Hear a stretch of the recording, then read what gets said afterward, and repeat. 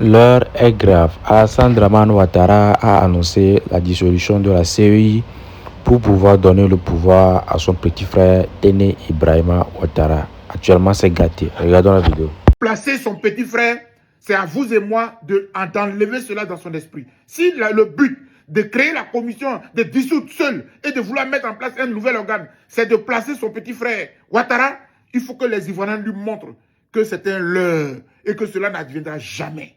Et j'ai dit. Merci beaucoup, M. Dr Bougassako Germain, président de la FIDOB, on peut le dire enseignant et en exil. Donc on le dit depuis déjà bientôt une année. Dr Bougassako Germain, bonjour, comment allez-vous? Bonjour Jacques Roger, je voulais saluer la Côte d'Ivoire qui nous suit aujourd'hui, saluer la chaîne Jacques Roger Show avec laquelle nous faisons chemin. C'est bien marqué Afrique 2050, donc le cap c'est Afrique 2050. Je voudrais vraiment te saluer, chers frères, mais saluer tous les compatriotes de la diaspora. L'émission d'aujourd'hui m'avère assez importante, plus qu'importante, parce que le sujet en vaut la peine. Il s'agit de la Commission nationale électorale, celle qui, au regard de toutes les critiques, est au cœur de toute la crise sociopolitique des 25 dernières années. Tous ces morts que nous avons eus, toutes ces personnes que nous avons enregistrées qui sont parties, tous ceux qui sont aujourd'hui en prison, mais principalement d'un point de vue purement politique et même juridique, c'est la commission électorale indépendante. Et je pense que dans cette émission, nous allons largement le démontrer. Je ne suis pas sûr que nous ferons la trentaine, peut-être que certainement la 45e, pour ne pas dire peut-être 1 heure. Merci beaucoup, Dr Bougassako Germain. Nous allons démarrer rapidement. On va plutôt parler donc, si vous voulez, donc, de la discussion. Donc la première question qui me vient donc à l'esprit, Dr Bougassako,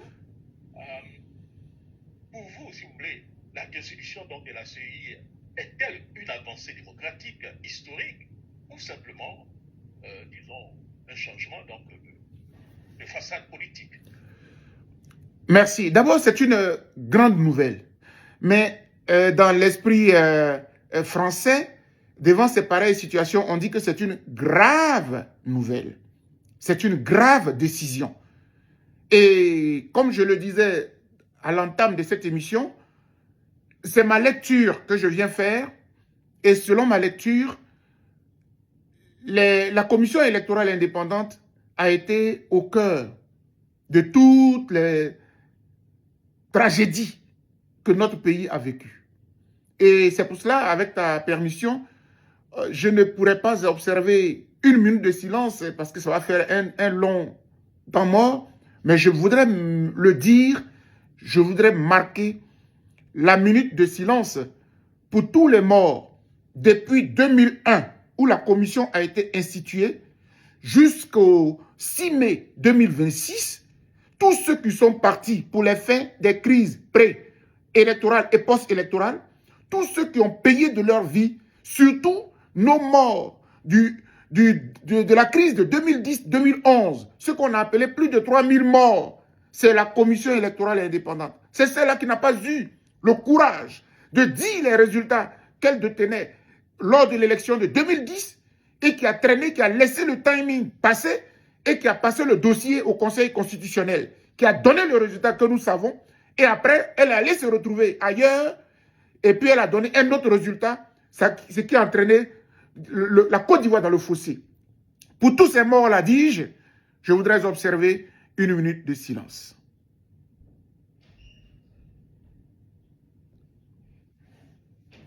Merci. Maintenant que cela est fait, je voudrais dire à mon frère Jacques Roger et à tous nos compatriotes, si nous voulons vraiment que la Côte d'Ivoire sème les bases d'une vraie démocratie, sème les bases d'une vraie cohésion sociale, sème les bases d'une vraie paix durable, c'est la commission électorale indépendante. Et la décision qui vient d'être prise, avant même que nous la critiquions, il faut reconnaître que c'est une décision historique. C'est une décision qui va apporter un plus dans notre vie sociopolitique. Et peut-être, ça va être la clé, j'allais dire, qui va ouvrir la porte de la paix en Côte d'Ivoire pour plusieurs années. C'est pour cela que, cher Jacques Roger, cette émission, elle va certainement porter des critiques, mais elle sera beaucoup plus constructive, qui apporte des solutions, qui appelle à la cohésion, qui appelle à un soulèvement. Parce que les soulèvements dans la rue, les prises des armes, c'est bien, mais quand vous scellez la paix fondée sur les institutions, quand vous scellez la paix fondée sur les textes, sur le respect de la Constitution, quand vous scellez la paix sur les règles démocratiques, vous vivez longtemps en paix. Oui, la décision est historique, la décision est salutaire, parce que cette décision-là peut ouvrir la voie à une Côte d'Ivoire bien meilleure, consensuelle, avec tous les fils et tous les fils, toutes les filles et tous les fils unis. Mais il y a plusieurs conditions.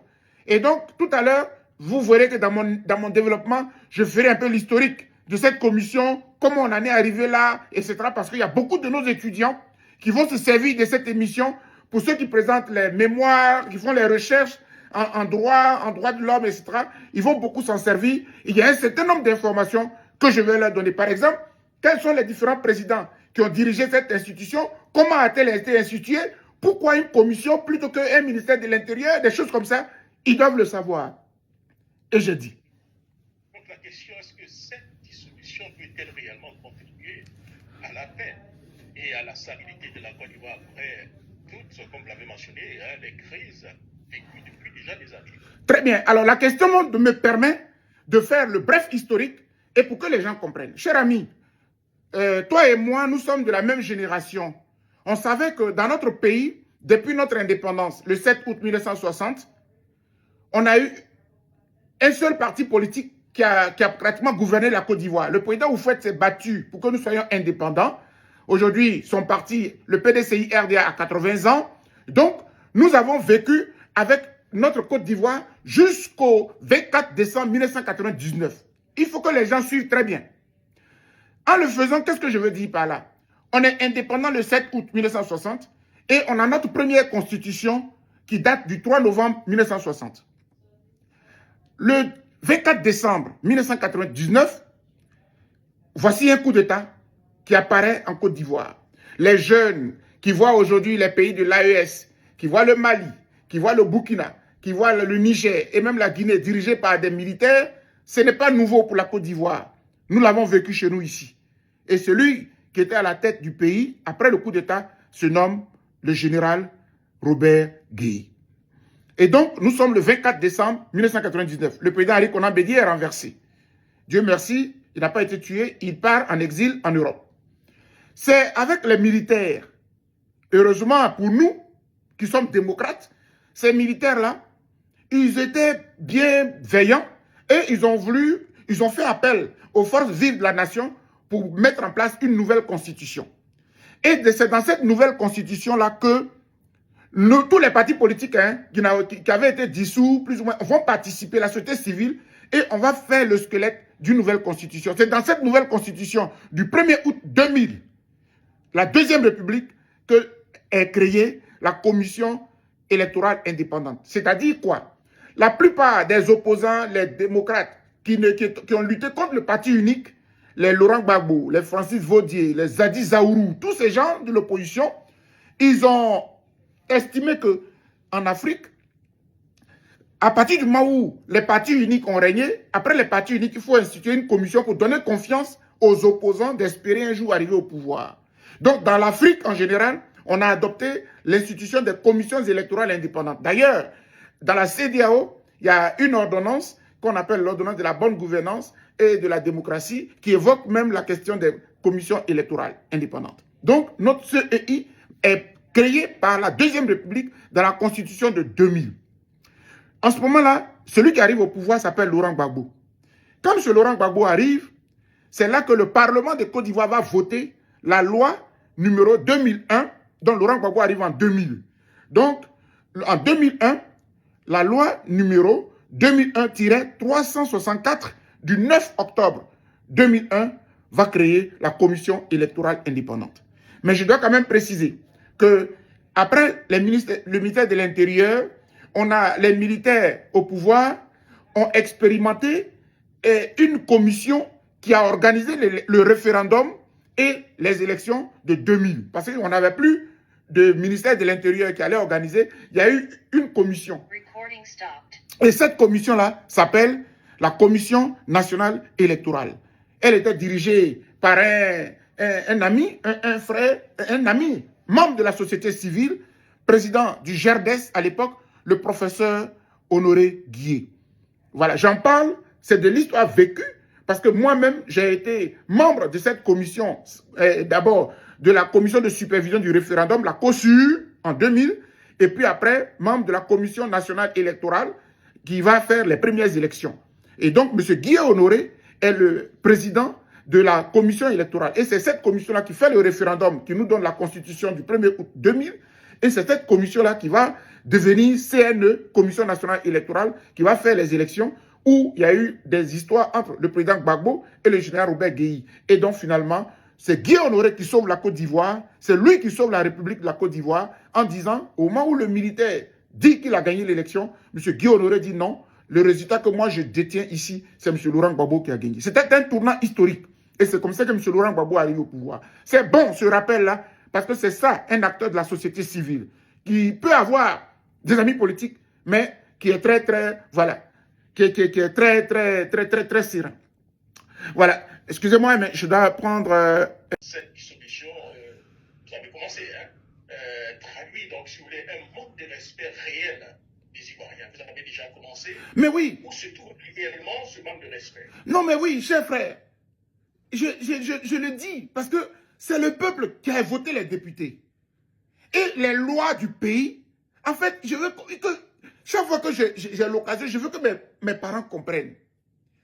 Et le Parlement, c'est le peuple. Donc, c'est nous qui décidons.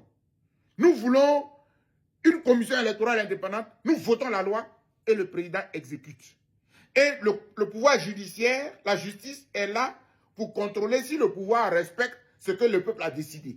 Voici comment fonctionne la démocratie. Donc, le fait que M. Ouattara se lève avec une ordonnance caduque, une vieille ordonnance qui n'a même pas pour objet des questions politiques, il viole la loi plus d'une fois et il insulte les Ivoiriens. Et donc pour moi, à ce niveau-là, comme j'ai dit que je vais être beaucoup proposé, je souhaiterais que très rapidement, le Parlement se serve de l'occasion et, j'allais dire, réajuste la situation, rappelle le mécanisme. Je vais te rappeler un fait historique, si tu me permets. Un fait historique. Le président Laurent Gbagbo, en 2010, lorsque M.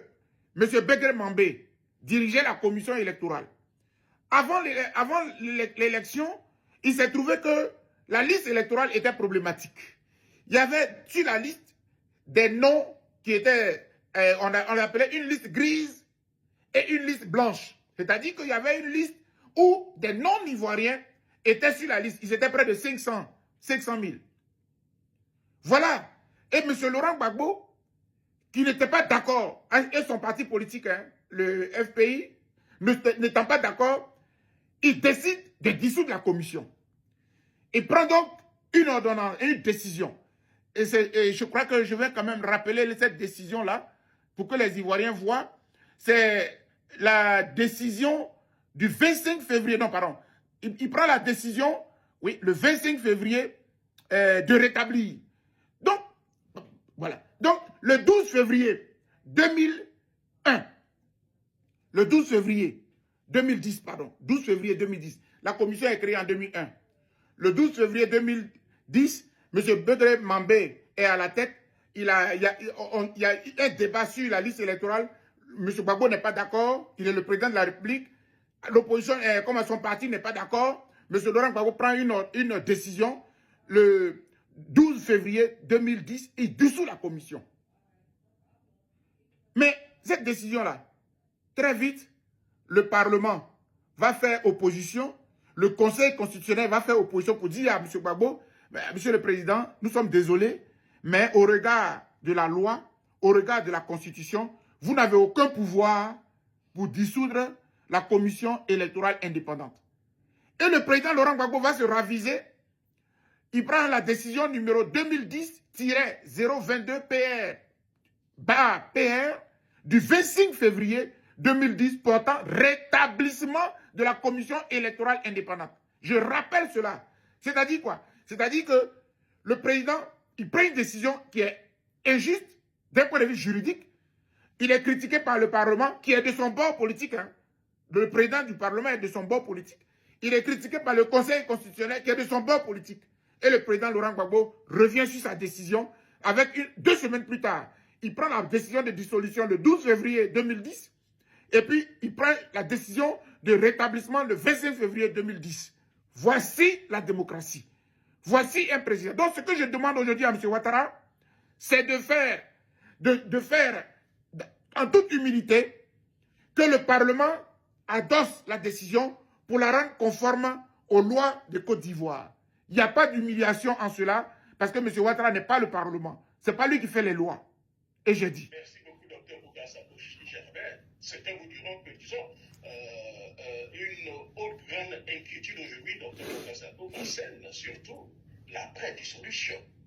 Que prépare réellement donc le pouvoir maintenant? Cela m'amène donc à vous poser la première question sur l'après-dissolution. Selon vous, à quoi devrait donc ressembler donc une véritable structure électorale consensuelle et crédible en Côte d'Ivoire, selon vous? Très bien. Merci beaucoup et c'est la question essentielle. Disons que tout ce que nous avons fait durant cette émission, c'était de rappel de l'histoire, de situer les responsabilités, de clarifier la situation. Mais maintenant, là, nous en arrivons à l'essentiel.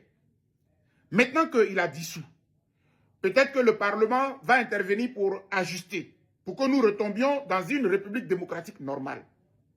Maintenant, qu'est-ce qu'on fait pour la suite? D'abord, je dois te dire que quand nous avons critiqué depuis longtemps, parce que moi, en 2007, j'ai sorti un livre qu'on appelle « Les droits de l'homme à l'épreuve », comment dirais-je, à l'épreuve, cas de la crise ivoirienne du 19 septembre 2002, qui est sorti aux éditions L'Harmattan à Abidjan. J'ai fait la dédicace à l'Hôtel Ivoire, au cinéma majestique de l'Hôtel Ivoire. Et dans ce livre-là, j'ai fait des critiques. Nous, en tant que société civile, notre position n'a pas changé. Nous estimons qu'en Côte d'Ivoire, là, il y a des personnalités qui sont apolitiques. C'est-à-dire qu'il y a des personnalités qui ne rentrent pas dans les guerres politiques, mais qui sont des technocrates, en quelque sorte. En Côte d'Ivoire, il y en a. Et à l'époque, dans mon livre, j'ai insisté pour donner le cas de M. Guillaume Honoré. Il est professeur d'université et il est à la tête d'une ONG, le GERDES, qu'il dirigeait à l'époque, et il a été désigné. Et il a fait un travail propre pour donner aux Ivoiriens. Et donc, il a fait ses preuves. Et je rappelle que s'il n'y avait pas un Guillaume Honoré, M. Laurent Gbagbo ne serait jamais advenu au pouvoir parce que le militaire Robert Guéhi l'avait séquestré. Et si c'était une autre personne, elle allait céder. On lui proposait toutes sortes de biens qui le miroiteraient. Il a résisté et je le salue parce que c'est un acteur de la société civile dont je suis fier. Et moi-même, j'étais un de ses collaborateurs à Boaké où je contrôlais la COSUR. Donc je le rappelle. Donc pour nous, mettons en place une commission qui n'a pas de politiciens. C'est-à-dire que, à la limite, les partis politiques et même les candidats retenus à l'élection présidentielle peuvent y être en tant qu'observateurs. C'est tout. Mais les décideurs de la commission, ce sont des personnalités apolitiques qui ne sont pas marquées politiquement et qui sont dotés de technicité en matière électorale. Ça existe en Côte d'Ivoire. Il y a des gens qui ne parlent pas beaucoup, monsieur là. Et pour les retenir, qu'est-ce qu'on ferait? Pour les retenir, ce n'est pas compliqué. On fait un appel à candidature. On peut faire un appel à candidature. Vous faites un appel à candidature et puis vous soumettez la question aux différents acteurs de la politique, des partis politiques et de la société civile pour qu'on puisse désigner qui est une sorte de sondage. Je n'ai pas envie de dire un référendum même. Parce que le président de la commission est extrêmement important. Cher ami Jacques Roger, permets-moi une petite parenthèse. Quand vous dites que la démocratie, c'est le gouvernement du peuple, par le peuple et pour le peuple. Bon, le peuple a voté. Par exemple, le peuple a voté pour Jacques Roger, qui est face à Dr Bouga. Mais l'arbitre qui est le président de la commission, quand il prend les résultats, avant de venir à la télévision, il vient, il dit que c'est Dr Boga qui a gagné. Est-ce que c'est la volonté du peuple? Et c'est ça qui entraîne les grabuges. Donc l'arbitre, il est extrêmement important dans la démocratie. C'est pour cela que nous refusons que le ministère de l'Intérieur, qui est sous les ordres du président en place, organise l'élection, mais qu'il y ait une commission. Et pour nous, il faut faire un appel d'offres, un appel à candidature, que les personnalités de la Côte d'Ivoire, que nous pensons crédibles, candidatent, et qu'une commission soit mise en place, soit les partis politiques, la société civile, et que nous puissions désigner quelqu'un de consensuel. Oui, mais Dr Boga, certains vous diront que Dr Boga, Sako ne sera jamais satisfait tant qu'il n'obtiendra pas le président qu'il veut.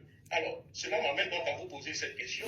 Qui devrait donc participer donc à la mise en place de cette nouvelle structure, le pouvoir seul ou un dialogue politique national? Parce qu'il faudrait rendre la chose légale, comme vous l'avez dit tout à l'heure. Absolument. RHDP détient tous les pouvoirs. Alors, donc comment trouver donc, une commission ou un président de cette commission qui sera assez crédible et qui va certainement lire le droit? Mais ce n'est pas nouveau. Quand vous voyez la déclaration de M. Ibrahim Cissé Bakongo, il a dit que la commission a été créée sur la base d'un consensus.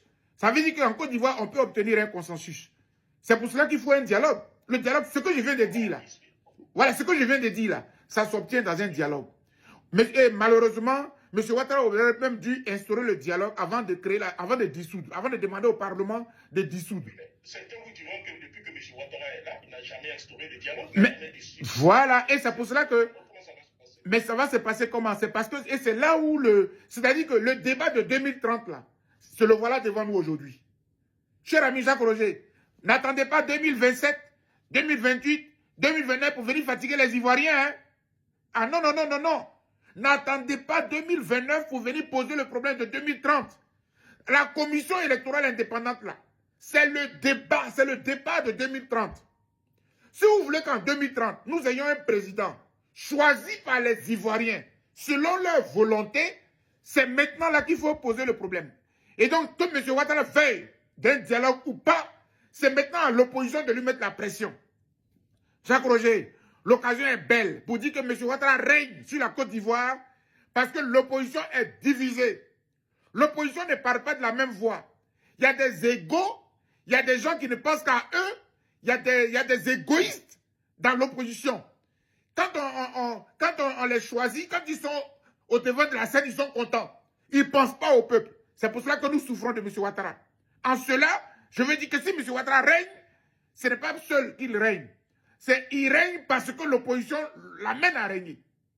Hier, M. Gbagbo Laurent n'avait pas le choix parce que l'opposition, les 4 grands partis politiques de l'opposition, je les cite encore à nouveau, le PDCI-RDA, le RDR, l'UDPCI et le MFA, ils étaient ensemble.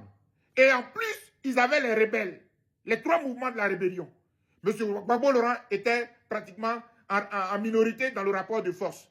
Aujourd'hui, si vous prenez une opposition, Laurent Gbagbo, le PPACI, le PDCI, vous prenez le MGC, vous prenez le FPI d'Afrique-Guessan, vous prenez le COGEP, vous prenez... Mais, cher ami, vous y ajoutez M. Dombelo, vous y ajoutez M. Comment dirais-je, mon jeune frère Assalé Tiemoko, vous y ajoutez Vincent Tobi, mais le parti au pouvoir là, il sera en minorité.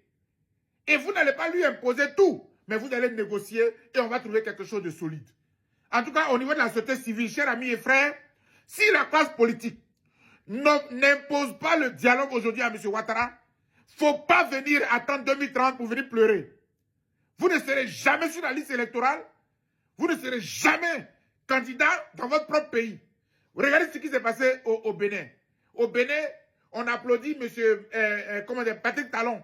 Mais on l'applaudit avec 2 doigts. On ne l'applaudit pas avec les 2 mains. Pourquoi? Il n'a pas fait de 3e mandat. Bravo. Mais il n'a pas fait de 3e mandat. Qu'est-ce qu'il a fait? Mais il a éjecté tous les opposants et il a créé le boulevard pour son poulain. C'est la même chose. Donc, c'est à l'opposition de se battre. Et là, l'occasion est belle. C'est-à-dire, cher ami Jacques Roger, toute cette émission-là, l'objet principal, c'est ça. La société civile Et toute la classe politique de l'opposition doit faire un bloc pour que le pouvoir vienne à des négociations et que nous ayons une commission électorale indépendante, vraiment indépendante et crédible, sur la base d'un appel à candidature de personnalités crédibles, et ensemble, nous allons mettre en place un organe. Il va nous donner des élections. Si tu as perdu, il va proclamer les résultats de ce que tu as perdu. Et j'ai dit. Donc, cela m'amène à vous poser cette question. La Côte d'Ivoire peut-elle réellement donc espérer donc, des élections apaisées avec le régime actuel du RHDP et de M. Ouattara au pouvoir? Mais la première réponse, c'est que le régime, il est là. En 2025, en octobre 2025, il a utilisé la violence, il a verrouillé le pays avec près de 50 000 militaires et il s'est imposé dans un 4e mandat. Et le 4e mandat, nous sommes en train de le combattre, mais il est là, devant nous. Donc le régime, là, il est déjà là. Mais voici que le régime vous donne une opportunité. L'élément essentiel qui a créé la discorde pendant 25 ans, le régime dit, je le dissous. Bon, ce n'est pas de la meilleure manière, mais il a quand même dissous. Donc, la commission électorale indépendante, elle est dissoute. Maintenant, qu'est-ce qu'on fait? C'est maintenant de se lever, de se mettre ensemble et d'aller imposer aux dictateurs un dialogue. Et dans le dialogue, vous allez obtenir la mise en place d'une commission. Oui, chers frères, on peut obtenir la paix. C'est la clé de la paix qui est là. Oui, on peut obtenir la cohésion nationale par les élections. Les élections, mais c'est la fête. Lorsque tu as perdu, toi-même tu es content que tu as perdu parce que c'est vrai que tu as perdu. Tu vas aller faire ton bilan pour voir pourquoi tu as perdu. Mais quand tu gagnes, comme Assalé Tiemoko gagne à Tia-Salé, tu gagnes. Les résultats disent que tu as gagné. Et le pouvoir dit, la commission électorale dit, tu n'as pas gagné. Et puis tu vas aller où? C'est la guerre que tu provoques. Si vous voulez la paix, ayons des institutions fortes, ayons une commission électorale indépendante consensuelle. Cela se passe aujourd'hui. Cela ne se passera pas en 2029. Cela ne se passera pas en 2030. Je lance un appel solennel à tous les opposants, à toute la société civile. L'occasion est bonne pour que nous puissions avoir une commission électorale de paix qui va s'aimer la paix en Côte d'Ivoire. Cette émission, c'était l'objet. Je ne suis pas venu pour critiquer, je suis venu pour lancer un appel. Si vous ne vous battez pas aujourd'hui pour avoir une commission électorale indépendante crédible qui puisse rassurer tous les Ivoiriens, notre pays serait mal barré et nous en serons tous comptables. Et j'ai dit.